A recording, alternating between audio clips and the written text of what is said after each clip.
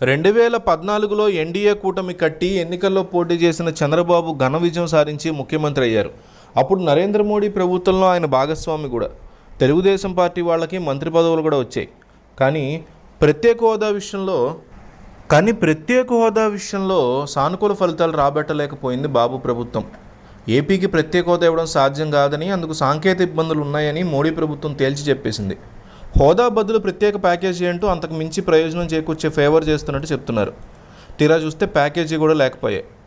వేరే హామీలు కూడా సరిగా నెరవేర్చలేదు. అనుకున్న స్థాయిలో నిధుల తోడ్పాటు అందలేదు. దీంతో బాబు మోడీ సర్కార్ నుంచి బయటకు వచ్చేసారు. అప్పట్లో ఎన్నికల ముంగిటి ఈ పాచిక పారక బాబు గట్టిగా దెబ్బతిన్నారు. అప్పుడు బాబు వైఫల్యానికి ప్రధాన కారణం బీజేపీకి సొంతంగా మెజారిటీ ఉండడం, బాబు పార్టీ మీద ఆధారపడే పరిస్థితి లేకపోవడం. కట్ చేస్తే ఇప్పుడు తెలుగుదేశం మళ్ళీ ఎన్డీఏలో భాగస్వామ్యం అవుతోంది. ముందు తెలుగుదేశంతో బీజేపీ అయిష్టంగానే కలిసినట్టు కనిపించింది. ఎగ్జిట్ పోల్స్ చూస్తే బీజేపీకి సొంతంగానే భారీ మెజార్టీ వస్తుందనే సంకేతాలు కనిపించాయి. కానీ ఫలితాలు మాత్రం అంచనాలకు భిన్నంగా వచ్చాయి. మిత్రపక్షాలైన తెలుగుదేశం, జనసేన, జనతాదళ్ పార్టీలతో కలిస్తే తప్ప మెజార్టీ రాని పరిస్థితి. ఈ నేపథ్యంలో బాబు కేంద్రాన్ని శాసిస్తారా, ప్రత్యేక హోదా సహా కేంద్రం నుంచి కీలకమైన హామీలు పొందుతారా, నిధులు ఏమాత్రం సంపాదిస్తారా అనే చర్చ జరుగుతోంది. ప్రత్యేక హోదా విషయంలో ఎన్డీఏ సర్కార్ వ్యతిరేకత గురించి తెలిసిందే. అదో రకంగా చచ్చిపోయిన అంశం. కానీ ఆసక్తి రేకిచ్చే అంశం ఏంటంటే, ఈసారి మెరుగైన ఫలితాలు సాధించి ఇండియా కూటమిని నడిపిస్తున్న కాంగ్రెస్ పార్టీ ప్రత్యేక హోదాకి సై అంటోంది.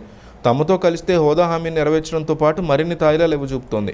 ఈ హామీలతో బాబు తమ వైపు తిప్పుకోవాలని కూడా చూస్తోంది. కానీ చంద్రబాబు మాత్రం ఎన్డీఏకి నమ్మకమైన మిత్రుడిగానే కొనసాగుతానని అంటున్నారు.